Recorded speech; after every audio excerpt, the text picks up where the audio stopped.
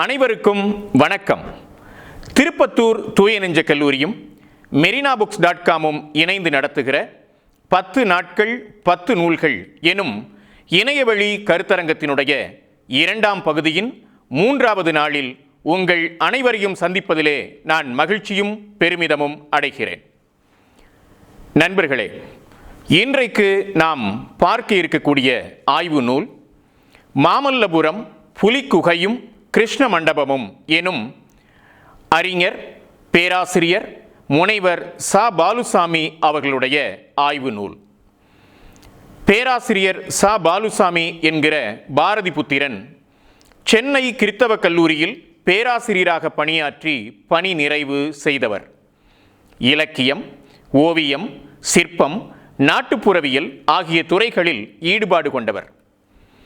சன்னமான குரலில் கேட்போரை வசீகரிக்கும் வண்ணம் உரையாற்றக்கூடிய திறன் மிகுந்தவர் பேராசிரியர் ச. பாலுசாமி என்கிற பாரதி புத்திரன். பேராசிரியர் ச.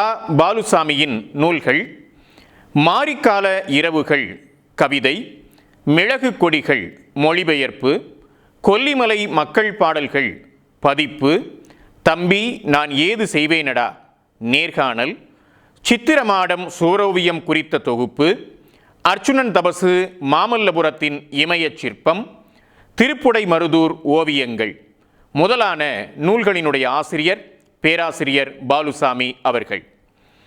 மாமல்லபுரம் புலிக்குகையும் கிருஷ்ண மண்டபமும் எனும் இந்த நூலை காலச்சுவடு பதிப்பகம் வெளியிட்டிருக்கிறது. முதற் பதிப்பு 2001ஆம் ஆண்டு. இந்த நூலினுடைய பக்கங்கள் 159 பக்கங்கள். கவிதை உள்ளிட்ட இலக்கிய துறைகளில் இறங்கிய பாரதி புத்திரன் நீந்தி திளைத்து கரையேறி நடந்த பாதை சிற்பம், ஓவியம் என்னும் நுண்கலை பாதை. இலக்கியத்திலிருந்து கலைத்துறை பாதையில் நடந்து போவோர் மீது பொதுநிலை வெளிச்சம் வீழ்வதில்லை. இலக்கியத்துறையிலிருந்து நாடகத்துறையில் பயணப்படும் எனக்கு இது நன்றாக தெரியும். முக்கி நுண்கலைத்துறையில் உழைத்திருப்போம். 25 ஆண்டுகள் அத்துறையிலேயே உழன்றிருப்போம், இழந்திருப்போம், உரமாகியிருப்போம். ஆனால் உள்ளூரை தாண்டி எவருக்கும் தெரியாது. தெரிந்தாலும் பேசுபொருளாக ஆக மாட்டோம். இப்படியான ஒரு பெருஞ்சாபம் இருக்கும் நுண்கலைத்துறையில் அழுத்தமான தாக்கங்களை பதித்தவர் பேராசிரியர் ச. பாலுசாமி அவர்கள். 2-3 ஆண்டுகளுக்கு முன்னால் ஒரு தொலைபேசி அழைப்பு எனக்கு. இளைஞர் ஒருவர் பேசினார். தான் மும்பையில் ஒரு ஆராய்ச்சி நிறுவனத்தில் பழங்குடி மக்கள் குறித்து ஆய்வு செய்வதாகவும் என்னை சந்தித்து உரையாட விரும்புவதாகவும் அவர் தெரிவித்தார். பழங்குடியினர் பற்றி என்னிடம் உரையாட வேண்டுமா, ஏன் என்றேன். ஜவ்வாது மலை பழங்குடிகள் பற்றி ஒரு நாடகம் செய்திருக்கிறீர்கள், ஆகவே உரையாட விரும்புகிறேன் என்றார். பழங்குடி பற்றி ஆய்வு செய்வோர் களத்துக்கு போவார்கள். தனது ஆய்வுக்களம் குறித்த முன்னாய்வுகளை தெரிந்து கொள்ள, தொகுத்து கொள்ள நூலகம் போவார்கள். இவர் ஒரு நாடகக்காரனை பார்க்க விரும்புகிறாரே, வித்தியாசமான ஆய்வாளராக இருக்கிறாரே என்று நினைத்த நான் வாருங்கள் என்றேன். குறிப்பிட்ட நாளில் சென்னையிலிருந்து அந்த இளைஞர் வந்து சேர்ந்தார். எனது அலுவலகத்தில் உரையாடினோம். அந்த இளைஞரை குறித்து விசாரித்தேன். பிறந்து வளர்ந்தது எல்லாம் சென்னை, தற்போது ஆய்வு செய்வது மும்பையில் என்றார். சென்னையில் எங்கு இருக்கிறீர்கள் என்று கேட்டேன். தாம்பரம் என்றார். அப்பா என்ன செய்கிறார் என்று வினவினேன். அப்பா ஒரு கல்லூரி பேராசிரியர் என்றார். அப்படியா, எத்துறை பேராசிரியர் என்று வினவினேன். தமிழ்துறை என்றார். அட நம்மாளு என்று எனக்கு ஒரு குதூகலம் வந்துவிட்டது. எந்த கல்லூரி என்றேன். கிறித்தவ கல்லூரி என்றார் அவர். கிறித்தவ கல்லூரியா? அப்பாவின் பெயர் என்ன என்று ஆவலோடு கேட்டேன். அந்த இளைஞர் சொன்னார், பாலுசாமின்னு ஒருத்தர். அந்த இளைஞரின் பேச்சில் பாதியில் குறுக்கிட்டு சொன்னேன், பாலுசாமின்னு ஒருத்தரா? பாலுசாமி சார் பையன்னு சொல்லுங்க தம்பி என்றேன். அசடு வழிந்தார் அந்த தம்பி. இல்லை, அப்பாவை உங்களுக்கு தெரியுமோ என்னவோன்னு என்று இழுத்தார். நான் சொன்னேன், தம்பி, பாலுசாமி சாரை தெரியவில்லை என்றால் நான் ஒழுங்காக தமிழ் படிக்கவில்லை என்று பொருள். நான் ஒழுங்காக தமிழ் படித்தவன் தம்பி என்று சொன்னேன். பாரதி புத்திரன் என்ற பாலுசாமி சாரின் மாரிக்கால இரவுகள் கவிதை தொகுப்பும் மிளகு கொடிகள் கவிதை மொழிபெயர்ப்பையும் முதுகலை படிக்க சென்னை வருவதற்கு முன்னாலேயே படித்திருக்கிறேன் என்றேன். பிறகு அவருடைய ஆக்கங்களை தொடர்ந்து படித்து வருகிறேன் என்று சொன்னேன். நான் ஏன் இந்த நிகழ்வை இங்கு குறிப்பிடுகிறேன் என்றால், நம்முடைய தமிழ் கல்வியினை இப்படியான சில அளவுகோல்களில் அளந்து கொள்ளலாம் என்பதை சொல்லத்தான். மற்றொன்று, வாழ்க்கையை இப்படியாக நுண்கலைத்துறைக்கு அர்ப்பணித்திருக்கும் அறிஞர்களை நாம் எவ்வாறு அறிந்திருக்கிறோம் என்பதை மதிப்பீடு செய்யவும் தான். நண்பர்களே, இந்த புலிக்குகையும் கிருஷ்ண மண்டபமும் என்னும் இந்த ஆய்வு நூலுக்கு அறிஞர் தியோடர் பாஸ்கரன் அவர்களும் சென்னை மண்டலத்தின் இந்திய தொல்லியல் துறையின் மேனாள் கண்காணிப்பாளர் திருமிகு தியாக சத்தியமூர்த்தி அவர்களும் மிகச் சுருக்கமான ஆனால் செறிவான அணிந்துரைகளை வழங்கியிருக்கிறார்கள். இப்போது நூலுக்குள். புலிக்குகை, கிருஷ்ண மண்டபம் என 2 பகுதிகளாக அமைகின்றது இந்த நூல். புலிக்குகை சென்னையின் கிழக்கு கடற்கரை சாலையின் இடதுபுறத்தில் சாளுவன் குப்பம் என்னும் இடத்தில் அமைந்திருக்கிறது. புலிக்குகை தெய்வ உருவங்களின்றி முற்று பெறாத நிலையில் காணப்படுவதும், யாழி தலைகள் சூழ வியத்தகு முறையில் அமைந்து செவ்வக வடிவான மண்டபம் பெற்றிருப்பதும் இப்புலிக்குகை. இந்த புலிக்குகை என்பது என்ன? அறிஞர்கள் பல்வேறு வகையாக இந்த குகையை மதிப்பிட்டிருக்கிறார்கள். அரசனும் மக்களும் கூடி இந்திர விழா நிகழ்த்துவதற்குரியது, அரசன் தங்கியிருந்து விழா காணும் இடம், கொற்றவை கோயில், உற்சவ மண்டபம் அல்லது சங்கீத மண்டபம், ஆடல் மேடை, திறந்த வெளி அரங்கு, இவ்வாறு அறிஞர்கள் புலிக்குகையை குறித்து பலபட சொல்லியிருக்கிறார்கள். புலிக்குகையை குறித்து விரிவாகவும் ஆழமாகவும் நுட்பமாகவும் ஆய்வு செய்து அறிஞர் ச. பாலுசாமி முன்வைப்பது அது ஒரு கூட்டுக்கோவில் என்பதுதான். கூட்டுக்கோவில் என்றால் என்ன? பின்னர் விரிவாக காண்போம்.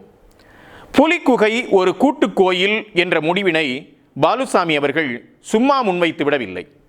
மாறாக பல்வேறு அம்சங்களை கொண்டு கணக்கில் எடுத்துக்கொண்டு பகுத்தாராய்கிறார். பல்லவர் காலத்தினுடைய சமய நிலை, அதன் வெளிப்பாடாக மாமல்லபுர சின்னங்கள் உருவாக்கப்பட்டமை, அவற்றை மரபு சார்ந்த மரபு சாராத சின்னங்கள் என புதிதாக பகுத்து காணல், சிறு சிற்பங்கள் மைனர் ஸ்கல்ப்சர் குறித்து அறிதல் ஆகியவற்றின் அடிப்படையில் அவர் இக்கருத்தை தர்க்கபூர்வமாக விவாதிக்கிறார்.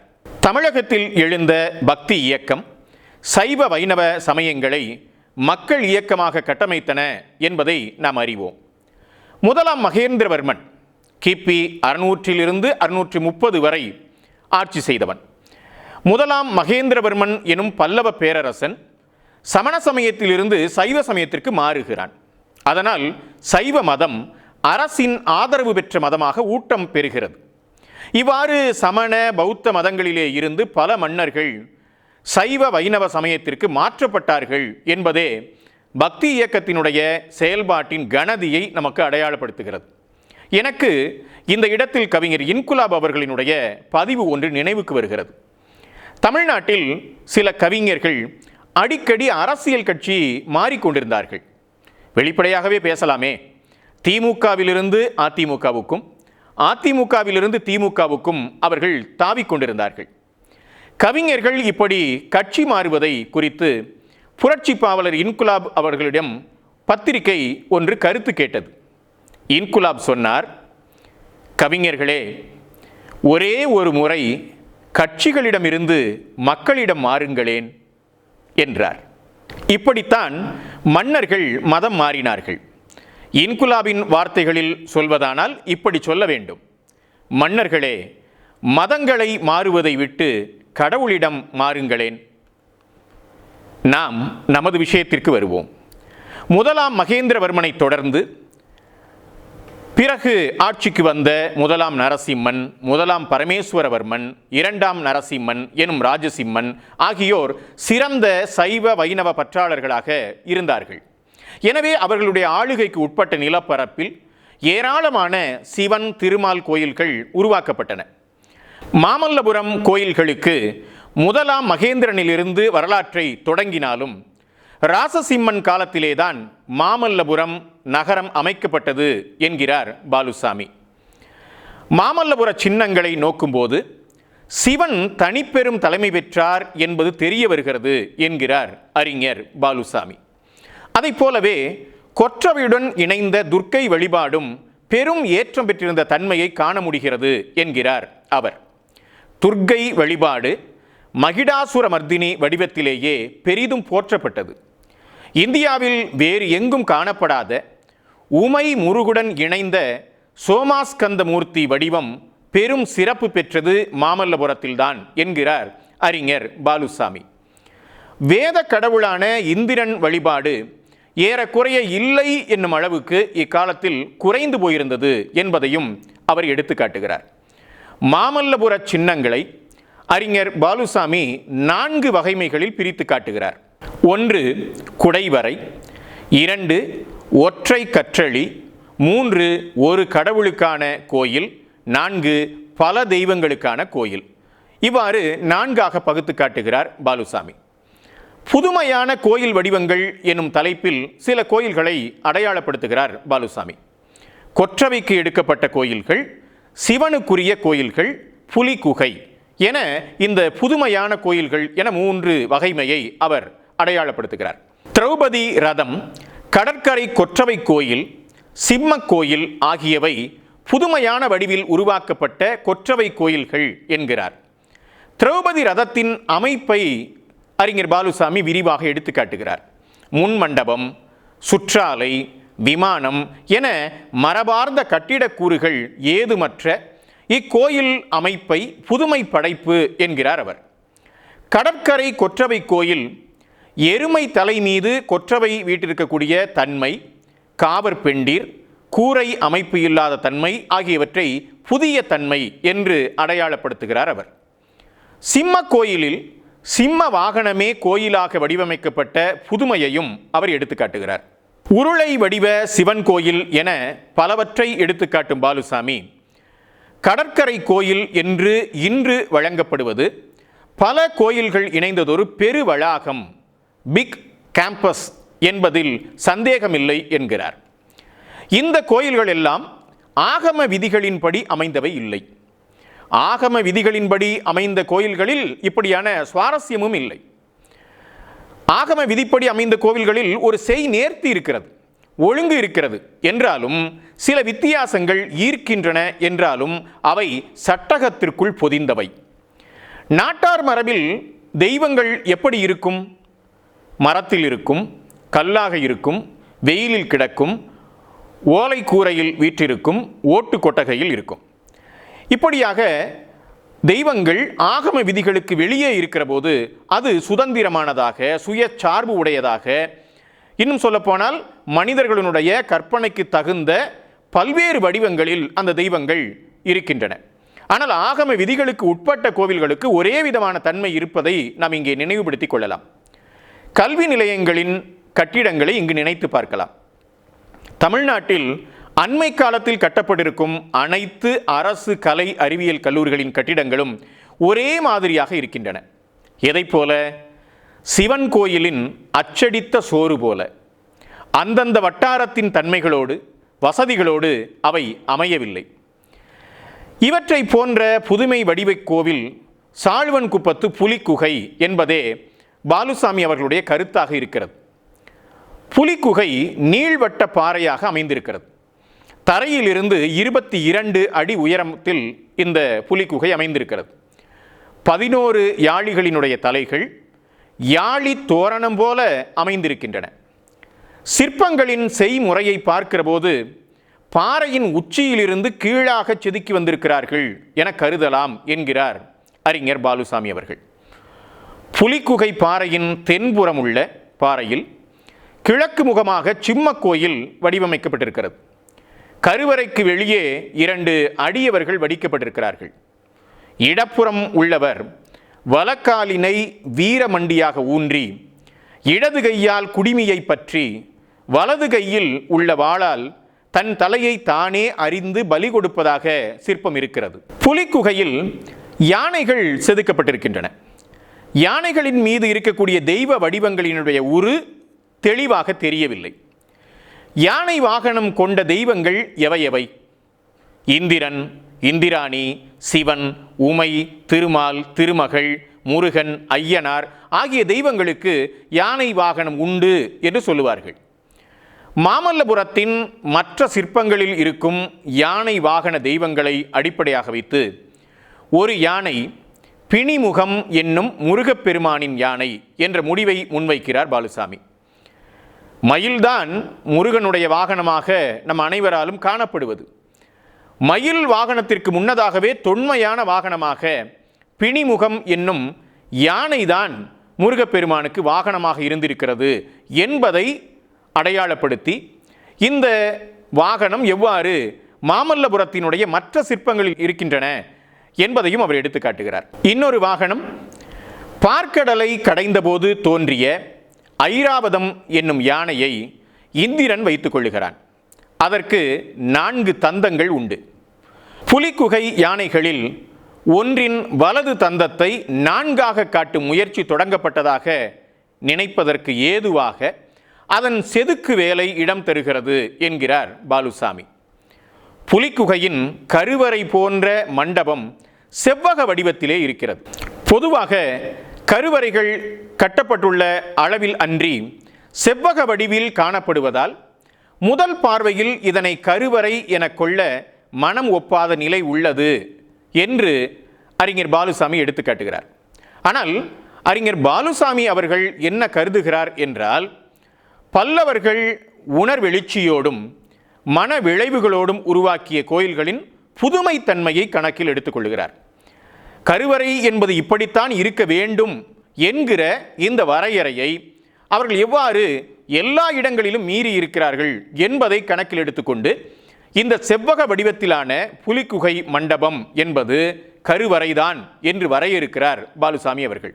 இப்படியான ஒரு படைப்பு சுதந்திரத்தை கொண்டு எழுப்பப்பட்ட கருவறையாக அதை கருதுகிறார். புலிக்குகையினுடைய யாழி தலை தோரணங்கள் குறித்த மிக விரிவான செய்திகளை தருகிறார் பேராசிரியர். பல்லவ மன்னர்களுக்கும் சிம்மம் எனப்படும் விலங்குகளுக்கும் இருந்த பிணைப்பை எடுத்து காட்டுகிறார். சிம்ம விஷ்ணு, சிம்மவர்மன், நரசிம்மன், ராஜசிம்மன் என சிம்மத்தோடு தொடர்புபடுத்தி பெயரிட்டுக் கொள்வதில் பல்லவ வேந்தர்களுக்கு இருந்த பெரு விருப்பத்தை அவர் சுட்டிக்காட்டுகிறார். பொதுவாக இந்து மத தெய்வங்களில் துர்க்கை சிம்மவாகினி என்பதால் யாழி அல்லது சிம்மத்தை துர்க்கையோடு இணைத்து எண்ணுவது என்பது இயல்பு. ஆனால் மாமல்லபுரத்தில் சிவனுடன் சிம்மம் தொடர்புபடுத்தப்பட்டு சிற்ப அலங்காரம் போல பயன்படுத்தப்பட்டிருக்கிறது என்கிறார் அறிஞர் பாலுசாமி. இதற்கு அவர் பல்வேறு விதமான எடுத்துக்காட்டுகளை தருகிறார். கடற்கரை கோயிலின் உருளை வடிவ சிவன் கோயிலின் விமானத்தில் பூத கணங்களுடன் கொம்புகளை உடைய 4 யாழிகள் கோயிலை சூழ்ந்து அமைகின்றன என்பதை இணைத்து காட்டுகிறார். கடற்கரை கோயில்களில் பெரிய சிவன் கோயில் விமானத்தில் இடம்பெற்றிருக்கக்கூடிய சிம்மங்கள், காஞ்சி கைலாசநாதர் கோயில் தூண்களிலும் 66 சிறு உட்கோயில் தூண்களிலும் யாழிகள் படைக்கப்பட்டுள்ளன என்பதை எடுத்து காட்டுகிறார். இந்த கட்டுரையின் முடிவாக இப்படி தொகுத்து சொல்லுகிறார் பேராசிரியர் சா பாலுசாமி அவர்கள். கடற்கரை சிவன் கோயிலில் உள்ள யானை மீதமர்ந்த முருகன், இந்திரன் வடிவங்கள் இங்கும் காட்டப்பெற்றிருப்பதாலும், கடற்கரை மணல்வெளியில் உள்ள சிறு யாழி கோயிலில் கொற்றவையன்றி ஆணுருவே காட்டப்பட்டிருப்பதாலும், சிவனை முதன்மையாக கொண்டு பரிவார தெய்வங்களாக முருகனும் இந்திரனும் இருக்க கொற்றவைக்கும் சிம்மக்கோயில் உள்ள பான்மை கடற்கரை கோயிலிலும் உள்ளதாலும், திருமாலும் நான்முகனும் போற்றும் சிவனை சோமாஸ்கந்த வடிவில் முதலாகவும், முருகனையும் இந்திரனையும் பரிவார தெய்வங்களாகவும், கொற்றவையின் சிம்மக்கோயிலை இணைப்பு கோயிலாகவும் பெற்ற சிவன் கொற்றவை கூட்டு கோயிலே புலிக்குகை என கருத வேண்டியுள்ளது என்கிறார் பேராசிரியர் பாலுசாமி. அடிக்குறிப்புகள், ஏராளமான படங்கள், தொகுப்புரை, உரையாடல், புதுமை கோயில் குறித்த தகவல்கள் என தன் கருத்துக்கு வலிமை சேர்க்கிறார் பேராசிரியர். நாம் கவனிக்க வேண்டியது என்னவென்றால், அபிப்பிராயத்தையே ஆய்வு முடிவாக முரட்டடி அடிக்கும் தமிழ் ஆய்வுச் சூழலில் தன் கருதுகோளை முன்வைத்து விவாதிக்கும் போது பேராசிரியர் ச. பாலுசாமி எவ்வளவு மெனக்கெடுகிறார் என்பதைத்தான் நாம் கவனிக்க வேண்டும். இந்த நூலினுடைய 2ஆம் பகுதி கிருஷ்ண மண்டபம் என்பது.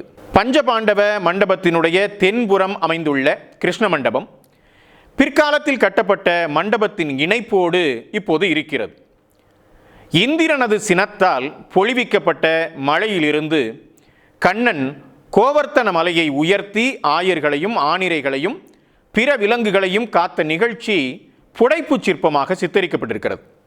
கோவர்த்தன மலையை தாங்கி நிற்கக்கூடிய இந்த நிகழ்வு எதை குறிக்கிறது? யாதவர்கள் இந்திரனை வழிபடக்கூடியவர்கள். சிறுவனாகிய கிருஷ்ணன் கேட்கிறான், ஏன் இந்திரனை வழிபடுகிறீர்கள்? ஆண்டுதோறும் இந்திரனை வழிபட்டு ஏன் பலி பொருட்களை அவனுக்கு படைக்கிறீர்கள்? யாதவர்கள் சொல்லுகிறார்கள், மழை அவசியமானது. நாம் பசுக்களை சார்ந்திருப்பவர்கள். பசுக்களுக்கு புல் அவசியமானது. புல் வளர வேண்டுமானால் மழை வேண்டும்.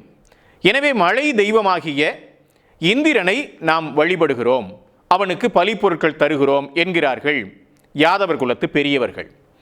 கிருஷ்ணன் கேட்கிறான், நமக்கு பசுதானே தெய்வம், பசுக்களுக்கு இடமளிக்கக்கூடிய இந்த கோவர்த்தன மலைதானே நம்முடைய தெய்வம், ஏன் இந்திரனை அனாவசியமாக வணங்க வேண்டும்?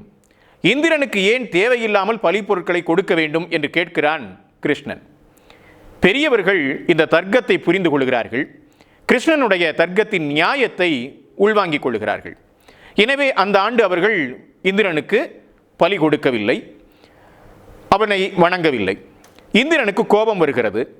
எனவே கடுமையான மழையினை பொழிந்து அந்த நாட்டையே மூழ்கடிக்கிறான். கிருஷ்ணர் பார்க்கிறார், கோவர்த்தன மலை என்கிற மலையினை தன்னுடைய ஒற்றை கையால் ஏந்தி ஒற்றை விரலால் தாங்கி பிடித்து கொண்டு கோவலர் குடியிலே இருக்கக்கூடிய யாதவர்களையும் அவர்கள் குலத்து பெண்களையும் முதியவர்களையும் குழந்தைகளையும் கொண்டு வந்து அந்த மலைக்கு கீழே அடைக்கலம் தருகிறான். மனிதர்கள் மட்டுமல்ல, கோவலர்களினுடைய பசுக்களும் காளைகளும் இன்ன பிற விலங்குகளும் எல்லாமே வந்து அந்த மலையின் கீழே அடைக்கலமாகி இருக்கின்றன. இவ்வாறு 7 நாட்கள் காத்த பிறகு இந்திரன் இந்த யாதவர் குலத்தை எதுவும் செய்ய முடியவில்லை என்பதனால் சினம் தணிந்தான் என்கிற இந்த ஒரு புராண நிகழ்வை அடிப்படையாக கொண்டு உருவாக்கப்பட்டதுதான் இந்த கோவர்த்தனகிரி தாங்குகிற சிற்பம். கிருஷ்ண மண்டபத்து சிற்பங்களை 3 வகையாக பாகுபடுத்தி காணலாம் என்கிறார் அறிஞர் பாலுசாமி. 1, இதன் மையத்தில் ஏறக்குறைய இயற்கை உருவினும் லைஃப் சைஸ், இயற்கை உருவினும் சற்று பெரிதாக காட்டப்பட்டுள்ள சிற்பங்கள். 2, அவற்றின் மேற்பகுதியில் காட்டப்பட்டுள்ள ஆணிரைகள். 3, காட்சியின் இரு புறங்களிலும் பக்க பகுதிகளிலும் காட்டப்பட்டுள்ள பிற விலங்குகள் என்று 3 பகுதிகளாக அவர் பகுத்து காட்டுகிறார். நிற்போர் வரிசை. கோவர்த்தன மலையின் கீழ் கண்ணன் மற்றும் பலராமனின் வலப்புறத்தும் இடப்புறத்தும் ஆயர், ஆய்ச்சியர், குழந்தைகள், அரசகுல பெண்டிர், பசு, எருது, கன்று மற்றும் விந்தை விலங்குகள் என பலரும் நிற்கும் காட்சி சித்தரிக்கப்பட்டுள்ளது. கோலூன்றி நிற்கும் ஆயன் குடும்பத்தை குறித்து விவரிக்கிறார் பேராசிரியர். நற்றிணை 142ஆம் பாடலின் காட்சி சித்தரிப்பையும் அகநானூறு 274ஆம் பாடலின் காட்சி சித்தரிப்பையும் அவர் இணைவுபடுத்தி காட்டுகிறார். இந்த பாடல்களிலெல்லாம் வரக்கூடிய முதிய கோவலர்கள் எவ்வாறு கோலினை ஊன்றி நிற்கிறார்கள் என்கிற அந்த சங்க இலக்கிய சித்திரத்தை கிருஷ்ண மண்டபத்து கோலூன்றி நிற்கும் ஆயன் குடும்பத்து சித்திரத்தோடு இணைவுபடுத்தி விளக்கி போகிறார் பேராசிரியர் ச. பாலுசாமி அவர்கள். குன்றம் ஏந்திய கண்ணனின் குடும்பம், கண்ணனும் நப்பின்னையும் கோபியும் நிற்கும் சித்திரம், பலராமனும் இடையனும் கோபியும் நிற்கும் காட்சி என பலவாறாக காட்சிகளை விளக்கிக் கொண்டே போகிறார் பேராசிரியர் பாலுசாமி. ஒவ்வொரு காட்சியையும் எப்படி விளக்குகிறார் பாலுசாமி என்பதற்கு உதாரணமாக அந்த ஒரு காட்சியை மட்டும் நான் விரிவாக அவருடைய வர்ணனையை படித்து காட்ட விரும்புகிறேன். பலராமனும் இடையனும் கோபியும் நிற்கும் காட்சி. கண்ணனுக்கு வலப்பக்கத்தில் ஓர் இளம் பெண் நிற்கிறாள். இவள் அரசகுல கோபியாவாள். குந்தளமாக தலையின் உச்சியில் முடிய பெற்றுள்ள கொண்டை சற்று வலப்பக்கம் சாய்ந்துள்ளது. கொண்டையை இறுக கட்டிய தலையணி முன்புறம் பிறை போல் காணப்படுகிறது. நெற்றிக்கு மேலாக வட்ட வடிவில் காட்டப்பட்டுள்ள அணியும் அதனை சேர்ந்துள்ளதாகலாம். இரு செவிகளின் மேற்புறமாக அணிகள் விளங்குகின்றன. இவ்வமைப்பு தலையின் மேற்புறம் பட்டைகளாக காணப்படும் அணியின் பக்கவாட்டில் அமைவதாகலாம். இவ்வணியின் முடிவு பகுதியே கொண்டையின் இடையில் தெரியும் பிறை வடிவ முனையாகலாம். வலச்செவி நீண்டு காணப்படுகிறது. அதில் பல்வகை மணிகள் பதிக்கப்பெற்ற அணிகலன் உள்ளது. இடச்செவியில் பெரிய அளவிலான குதம்பை காணப்படுகிறது. கழுத்தின் நடுவே பதக்கத்துடன் கூடிய கண்டிகை உள்ளது. அதனை எடுத்து ஏகாவளியாக அமைந்த மணி மாலை நெஞ்சுக்குழி வரை தொங்குகிறது. மார்பு கச்சின்றி உள்ளது. வலக்கரம் மடித்து உயர்த்தப்பட்டுள்ளது. இடக்கரம் தொடை மீது வைக்கப்பட்டுள்ளது. இரண்டு கரங்களிலும் வேறு அணிகள் ஏதும் இருப்பதாக தெரியவில்லை. இடை ஆடை உடலோடு ஒட்டியதாக காணப்படுகிறது. அவ்வாடையின் பகுதிகள் இடுப்பின் பின்புறம் ஏறக்குறைய கணுக்கால் வரை நீண்டு தொங்குகின்றன. கால்களில் கொலுசு போன்ற அணிகலன்கள் காணப்படுகின்றன. அவளை எடுத்து இடையன் ஒருவனும் பலராமனும் நிற்கின்றனர். பலராமன் தலை மீது மகுடம் காணப்படுகிறது. தலைமுடி பின்புறமாக ஒதுக்கப்பட்டிருப்பது வலப்புறம் காட்டப்பட்டுள்ளது. முகம் உருண்டு பருமனாக காணப்படுகிறது. வலச்செவியில் சிறு மணிச்சரங்கள் கொண்ட வளையமாக அமைந்த காதணியும் இடச்செவியில் குதம்பையும் உள்ளன. கழுத்தில் வேலைப்பாடு ஏதுமற்ற பட்டையான சரப்பளி போன்ற அணிகலன் ஒன்று மட்டும் உள்ளது. இடத்தோளில் இருந்து திரண்ட பூணூல் மார்பின் குறுக்காய் தொங்குகிறது. வலக்கையில் 3 அடுக்குகளால் அமைந்த தோள் வலையும் மணிக்கட்டில் 3 கை வளைகளும் காணப்படுகின்றன. இடையாடை பஞ்சாடைக்குரிய அமைதியோடு கணுக்கால் வரை நீண்டு தொங்குகிறது. கால்களில் ஆடை உடலோடு ஒட்டியுள்ளதாக உணர முடிகிறது. ஆடையின் கொசுவம் போன்ற பகுதி விசிறி மடிப்பாக இடுப்பின் மேல் வலப்புறமாக காட்டப்பட்டுள்ளது. இடையன் தோளினை தொட்டுள்ள இடக்கையில் வளை தென்படுகிறது. பலராமனால் ஆதரவாக அணைக்கப்பெற்று நிற்கும் இடையனது தலையில் துணி முண்டாசு போல் சுற்றப்பட்டிருப்பதாக தெரிகிறது. வலக்காதில் குதம்பை காணப்படுகிறது. இடக்காதில் உள்ளது சிறு வளையமாக இருக்கலாம். மூக்கு சிதைந்துள்ளது. கத்தரிக்கப்பட்ட அடர்ந்த மீசையும் தாடியும் காணப்படுகின்றன. கழுத்து அணி ஏதுமில்லை. மிகுந்த பணிவுடன் கைகளை மார்பின் குறுக்காக கட்டியுள்ளான். தரையில் ஊன்றிய கோடரியின் மேல் நுனியை வலக்கையில் பற்றியுள்ளான். இடையில் உள்ள வேட்டி தொடை வரை காணப்படுகிறது. ஆடையின் மடிப்புகளும் மடிப்புகளுடன் தொங்கும் நுனியும் காட்டப்பட்டுள்ளன. நண்பர்களே, இதுதான் இந்த சிற்ப தொகுதியில் ஒரு இடம் பற்றி பேராசிரியர் வர்ணிக்கக்கூடிய தன்மை. இதே போன்ற விவரணைகளோடு தான் அவர் ஒட்டுமொத்த சிற்ப தொகுதியையும் வர்ணிக்கிறார். இந்த சிற்ப தொகுதியை குறித்த வருணனைக்கு மட்டுமே அவர் எடுத்துக்கொண்டுள்ள 100 பக்கங்கள் ஏறத்தாழ 25 பக்கங்களில் பேராசிரியர் ச. பாலுசாமி இந்த சிற்பங்களை சிறு சிறு பகுதிகளாக பிரித்து வருணித்து கொண்டே போகிறார். இது மட்டுமல்லாமல் ஒவ்வொரு பகுதியாக அவர் வர்ணிக்கிறார்.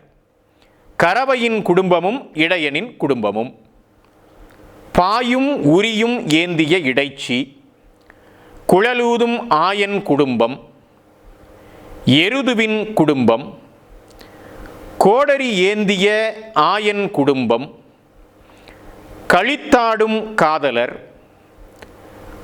ஆணிரைகள், சிங்கங்களும் விந்தை விலங்குகளும் என ஒரு நீள் சிற்பத் தொகுதியின் பல்வேறு அம்சங்களை பேராசிரியர் ச. பாலுசாமி அவர்கள் பகுதி பகுதியாக விளக்கிக் கொண்டே போகிறார். அவர் விவரிப்பதை இந்த நூலிலே படிக்கக்கூடிய நீங்கள் பாலுசாமி சார் விரலை நீட்டி சுட்டிக்காட்டுவதை கண்ணால் பார்ப்பீர்கள். நீங்கள் இந்த புத்தகத்தை படித்துக்கொண்டே போகும்போது பாலுசாமி சாரினுடைய விரல் நுனி உங்களுக்கு தெரியும். நீங்கள் பாலுசாமி சாரை பார்த்திருக்க வேண்டியதில்லை, அறிந்திருக்க வேண்டியதில்லை. ஆனால் அவருடைய ஆட்காட்டி விரலின் நுனியை நீங்கள் இந்த பகுதியை படிக்கும்போது காண முடியும் நண்பர்களே. அதிலும் பாலுசாமி சாரின் மெல்லிய குரல் உங்களுக்கு கேட்கும். பாலுசாமி சார் பேசும்போது தமிழ் இவ்வளவு மென்மையானதா என்று தோன்றும். மொழிதான், அதை கையாளுபவன் தான் அதற்கு நிறமூட்டி விடுகிறான், குணமூட்டி விடுகிறான், மனமூட்டி விடுகிறான். ஒரு சிற்பத்தை எப்படி பார்க்க வேண்டும் என்பதற்கு இதுதான் முன்மாதிரி. புதுக்கோட்டை திருச்சி நெடுஞ்சாலையில் பயணிக்கும் ஒவ்வொரு முறையும் எனது வாகனம் சித்தன்னவாசல் நோக்கி திரும்பிவிடும்.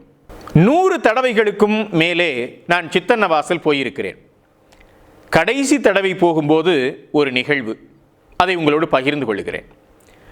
இந்திய தொல்லியல் துறை வழங்கிய 2 ரூபாய் நுழைவுச்சீட்டை பெற்றுக்கொண்டு போய் ஓவிய மண்டபத்தின் திண்ணையில் அமர்ந்து குகையின் மேற்கூரை ஓவிய தொகுதியை அண்ணாந்து பார்த்து கொண்டிருந்தேன். பலர் வந்து போய்க் கொண்டிருந்தார்கள். ஒருத்தன் வேகென்று வந்தான். அவனுக்கு வியர்த்திருந்தது. உள்ளே நுழைந்தவன் மண்டபத்தை ஒரு சுற்று சுற்றினான். நான் அண்ணாந்து பார்த்தபடி இருப்பதை பார்த்து அவனும் அண்ணாந்து பார்த்தான். பிறகு என்னிடம் கேட்டான், அவ்வளவுதானா? நான் திகைத்தேன். பதிலுக்கு கேட்டேன், எவ்வளவுதானா? அவன் முறைப்புடன் என்னிடம் கேட்டான், இதுக்கு போயா 2 ரூபாய் வாங்கினானுங்க? இந்திய தொல்லியல் துறையை தென்னகத்து வசவு வார்த்தை ஒன்றில் தூஷித்தான். அந்த தூஷனை தொல்லியல் துறைக்கா, ஓவிய தொகுதிக்கா, ஓவியத்தை வரைந்த சமண முனிவர்களுக்கா, அல்லது ரொம்ப நேரமாய் அந்த ஓவியத்தை அண்ணாந்து பார்த்து கொண்டிருக்கிறேனே எனக்கா என்பது சத்தியமாக எனக்கு புரியவில்லை. அந்த 2 ரூபாய் பார்ட்டி விறுவிரென்று வெளியேறி போய்விட்டான். நம் ஊரில் நுண்கலைகளுக்கு அவ்வளவுதான் மதிப்பு. மாமல்லபுரத்தில் சந்தித்த ஒரு பிரெஞ்சு இளைஞனை குறித்து எழுத்தாளர் எஸ். ராமகிருஷ்ணன் ஒரு இடத்தில் எழுதியிருந்தார். அர்ச்சுனன் தபசு சிற்பங்களை வேடிக்கை பார்த்து கொண்டிருந்த ஒரு பிரெஞ்சு இளைஞனை சந்தித்தார் எஸ்ரா. அவனோடு பேச்சு கொடுக்கிறார். அந்த இளைஞன் சிற்பங்களை வியந்து பார்த்து கொண்டிருக்கிறான். அவனிடம் பேச்சு கொடுத்த போது அந்த மாமல்லபுரத்து சிற்பங்களை குறித்து வியந்து பேசுகிறான். பேச்சில் தெரிந்து கொள்ளுகிறார் எஸ்ரா, அந்த இளைஞன் மாமல்லபுரம் சிற்பங்களை பார்ப்பதற்காக 3 மாதங்களாக தங்கியிருக்கிறான் மாமல்லபுரத்தில் என்று. முழுவதுமாக பார்த்து முடிக்க 6 மாதங்களும் போதாது என்று குறைப்பட்டு கொண்டானாம் அந்த இளைஞன். அந்த தேசம் வளர்த்தெடுத்துள்ள கலை இலக்கிய ஈடுபாடு அப்படி, நமக்கு வாய்த்தது இப்படி. என்ன செய்ய? நண்பர்களே, விவரணைகள் மட்டுமல்ல, பேராசிரியர் பாலுசாமியின் நுட்பமான அவதானிப்புகளையும் நாம் ரசிக்க முடிகிறது. குழலூதி நிற்கும் ஆயன் சிற்பத்தை மிக விரிவாக விளக்குகிறார் பேராசிரியர் பாலுசாமி. குழலின் மீது ஆயன் வைத்திருக்கும் விரல்களின் நிலை கொண்டு அவன் என்ன பண்ணினை இசைக்கிறான் என்று எடுத்து காட்டுகிறார். அறிஞர் பாலுசாமி இப்படி சொல்லுகிறார், இதில் முதல் 5 துளைகள் மூடப்பட்டுள்ளன. 6வது துளை முழுவதுமாக திறக்கப்பட்டுள்ளது. 7வது மூடப்பட்டுள்ளது. 8வது திறந்துள்ளது. இந்நிலையில் பிடிக்கக்கூடிய சுரம் பஞ்சமத்தை ஒட்டியுள்ள பிரதிமத்திமம் என்று அறியலாம். இது பஞ்சமத்தை ஒட்டி அதனோடு இணையும் முறையில் இணைந்தும் இணையாமலும் அசைவதன் மூலம் அழகு பெறக்கூடியது என்று அந்த குழல் ஓவியத்தை விவரிக்கிறார். குழல் சிற்பத்தை விவரிக்கிறார். அதனோடு மட்டும் அவர் நிறுத்தவில்லை. சிற்பத் தொகுதியில் உணர் ஒழுங்கோடு அந்த இசையை இணைவுபடுத்துகிறார். இதுதான் பாலுசாமி அவர்களுடைய தனிச்சிறப்பு என்று நான் கருதுகிறேன். பாலுசாமி இப்படி எடுத்து காட்டுகிறார். பொதுவாக பிரதிமத்திமம் அமைதியையும் ஆற்றொழுக்கு போன்ற இயக்கத்தையும் காட்டும் சுரமாகும். இது இந்த சிற்பத்தில் உள்ள அமைதியான பாதுகாக்கப்பட்ட உயிர்களின் நிலையை பிரதிபலிப்பதாகவும் கொள்ளலாம் என்கிறார் பேராசிரியர் சா பாலுசாமி. நண்பர்களே, வர்ணிப்பதோடு மட்டும் நிறுத்தவில்லை அறிஞர் பாலுசாமி அவர்கள். மதிப்பீடு என்ற தலைப்பில் மறுபடியும் சிற்பத் தொகுதிக்கு அழைத்து செல்லுகிறார். இந்த சிற்பத் தொகுதி பாதுகாப்பு என்கிற தன்மையில் எவ்வாறு அமைந்திருக்கிறது என்று ஒரு முறை இடமிருந்து வலமாக நம்மை அழைத்து செல்லுகிறார். அன்பு என்கிற பொருண்மையில் எவ்வாறு இந்த சிற்பங்கள் அமைந்திருக்கின்றன என்பதை வலமிருந்து இடமாக நம்மை மீண்டும் அழைத்து வருகிறார். மன நிறைவு என்பது எவ்வாறு இந்த சிற்பத் தொகுதி முழுவதும் இருக்கிறது என்பதை மறுபடியும் ஒரு முறை சுட்டி காட்டுகிறார். குடும்ப உறவு எவ்வாறு பிணைக்கப்பட்டுள்ளது என்பதை மற்றும் ஒரு முறை சுட்டி காட்டுகிறார். இப்படியான அடிப்படைகள் எவ்வாறு இந்த சிற்பங்களில் இருக்கின்றன என்பதை மிக விரிவாக எடுத்து காட்டுகிறார் அறிஞர் பாலுசாமி அவர்கள். உள்ளடக்கம், சிற்பத்தின் கூறுகள், ஒத்திசைவு காம்போசிஷன், சமச்சீர் பேலன்ஸ், ஆடை அணிகலன் என விளக்கும் பேராசிரியர் இச்சிற்பம் இயங்கு சிற்பமாக இருக்கிறது என்கிறார். இயங்கு சிற்பம் என்பதை, இந்த இயங்குதல் என்பதை நாம் அனிமேஷன் என்கிறோம். ஒரு அனிமேஷன் சிற்பமாக இந்த சிற்பம் இருக்கிறது என்பதை அவர் எடுத்து காட்டுகிறார். எப்படி இது இயங்கு சிற்பம்? குகையினுடைய மேற்பரப்பிலே நீர் வந்து வழியும்படி எவ்வாறு சிற்பிகள் வடித்துள்ளனர் என்று குறிப்பிட்டு விளக்குகிறார். மழை பெய்கிறது, பாறைகளில் நீர் வழிந்து ஓடி வருகிறது. அப்படி ஓடி வரக்கூடிய நீர் இந்த பாறைக்கு மேலாக, கிருஷ்ண மண்டபத்திற்கு மேலாக வந்து இந்த சிற்பத் தொகுதியை சுற்றி எவ்வாறு வீழும்படி வைக்கப்பட்டிருக்கிறது என்பதை அவர் எடுத்து காட்டுகிறார். கற்பனை செய்து பார்த்தில் இந்த சிற்பத் தொகுதிக்கு உள்ளே நின்று இந்த சிற்பங்களை ரசிக்கக்கூடிய ஒருவர் கிருஷ்ணன் காலத்திற்கே போய்விடுவார். நம்முடைய அருகாமையில் இரத்தமும் சதையுமாக கிருஷ்ணனும் பலராமனும் கோபியரும் ஏனைய பசுக்களும் கன்றுகளும் விலங்குகளும் நிற்க நாமும் நிற்கிறோம் என்கிற உணர்வை இந்த சிற்பம் தந்துவிடும் அல்லவா? இப்படி அந்த சிற்பம் இயங்கு சிற்பமாக இருக்கிறது என்பதை எடுத்துக்காட்டக்கூடிய அறிஞர் சா பாலுசாமி அவர்கள் இதை விவரித்து கொண்டு போகிற முறையிலே ஒரு ரசிகனாக ஆகிவிடுகிறார். ஒரு ஆய்வாளன் ரசிகனாக மாறக்கூடிய இடம் இதுதான் என்று நான் கருதுகிறேன். நம்மில் பலருக்கு இது வாய்ப்பதில்லை. சங்க கவிதையை நாம் இலக்கியமாக ருசித்திருக்கிறோமா? திருவள்ளுவரை, இளங்கோவை, கம்பனை, பாரதியை, இன்குலாபை நாம் இப்படி ரசித்திருக்கிறோமா? ரசனை உணர்வை இன்னும் தக்க வைத்து கொண்டிருப்பவர்கள் பாக்கியவான்கள், ஆசீர்வதிக்கப்பட்டவர்கள். இன்னும் பல நிலைகளிலும் பேராசிரியர் பாலுசாமி விளக்கி கொண்டு போகிறார். இப்படி இந்த நூல் முழுவதும் விளக்கி கொண்டு போகும் பேராசிரியர் பாலுசாமி அவர்கள் அறிஞர் சி சிவராமமூர்த்தி அவர்களின் ஒரு கருத்தை மேற்கோள் காட்டி இக்கட்டுரையை முடிக்கிறார். மேற்கோள் இதுதான்: கோவர்த்தன காட்சியை குறிக்கும் இந்திய சிற்பங்களில் இதுவே உன்னதமானதாகும். எல்லோராவில் வடிக்கப்பட்டிருக்கும் இக்காட்சியை குறிக்கும் சிற்பம் கூட இதன் அருகில் வர முடியாது என்கிறார் அறிஞர் சி சிவராமமூர்த்தி. கோவர்த்தனகிரி சிற்பம், இந்த நிகழ்வு இந்தியாவினுடைய பல்வேறு பகுதிகளில் வரையப்பட்டிருக்கின்றன, சிற்பமாக செதுக்கப்பட்டிருக்கின்றன. ஆனால் எல்லோராவினுடைய சிற்பங்களை நாம் வியந்து பேசிக் கொண்டிருக்கிறோம். எல்லோராவிலும் இப்படிப்பட்ட ஒரு சிற்பம் இருக்கிறது. ஆனால் எல்லோராவினுடைய இந்த கோவர்த்தன காட்சி சிற்பம் மாமல்லபுரத்து கிருஷ்ண மண்டபத்து சிற்பத்திற்கு அருகில் கூட வர முடியாது என்கிறார் சிவராமமூர்த்தி. கிருஷ்ண மண்டபத்து சிற்பம் எவ்வாறு இயங்கும் சிற்பமாக இருக்கிறது என்பதை எடுத்துக்காட்டி தனது தொகுப்புரையை நிறைவு செய்கிறார் பேராசிரியர்.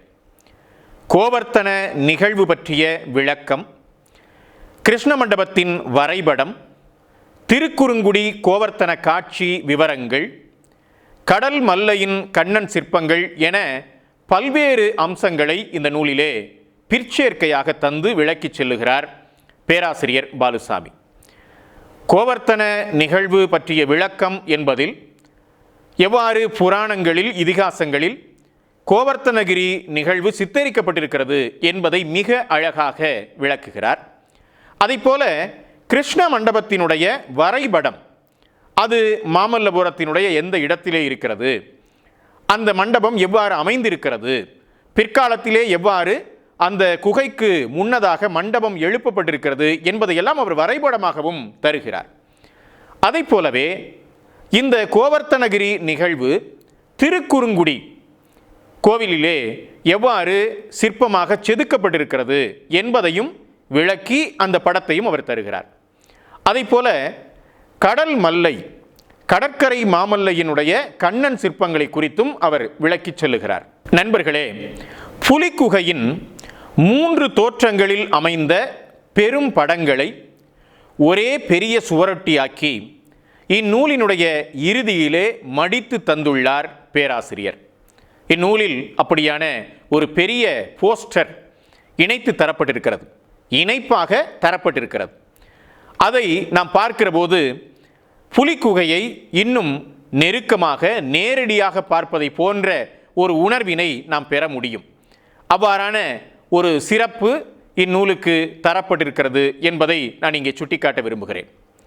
நண்பர்களே, பாலுசாமி சாரோடு போய் அவர் விளக்கி சொல்ல சொல்ல கிருஷ்ண மண்டபத்து சிற்பங்களை பார்க்க வேண்டும் என்ற ஏக்கம் எனக்கு பிறக்கிறது. அப்படியான ஒரு ஏற்பாட்டை பாலுசாமி சாரின் முதன்மை மாணவர் முனைவர் ப. ரவிக்குமார் அவர்களுடைய முன்னெடுப்பில் அவசியம் செய்வோம். நீங்களும் வாருங்களேன். நன்றி.